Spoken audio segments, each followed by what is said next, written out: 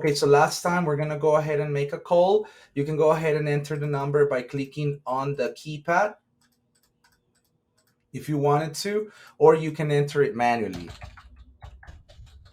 All right, there you go. Now we're gonna make a call right here so that you can see how the call interface look when somebody picks up the phone.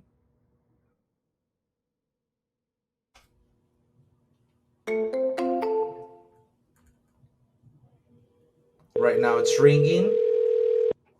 Okay, good. Once the phone is picked up, then this is what you can see here.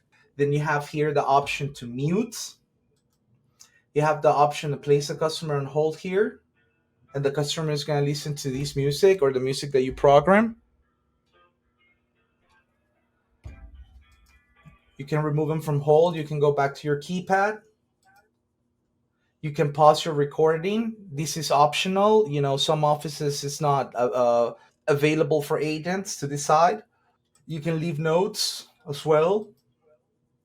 You can tag, the call. This is something that the system administrator has to configure at the very beginning.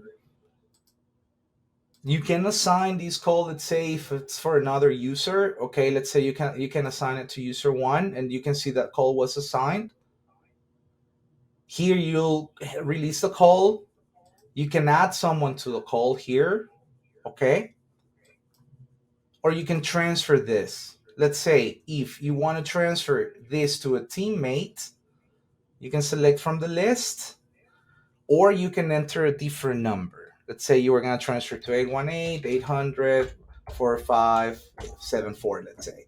They'll just, if you want to talk first, so it's not a cold transfer, which I 100% recommend to do all the time, so that you can introduce the person and tell the reason, why you're transferring this customer to the next person picking up the phone, right? So you click on talk first, or you can go ahead and click transfer now, but that's going to be a cold transfer.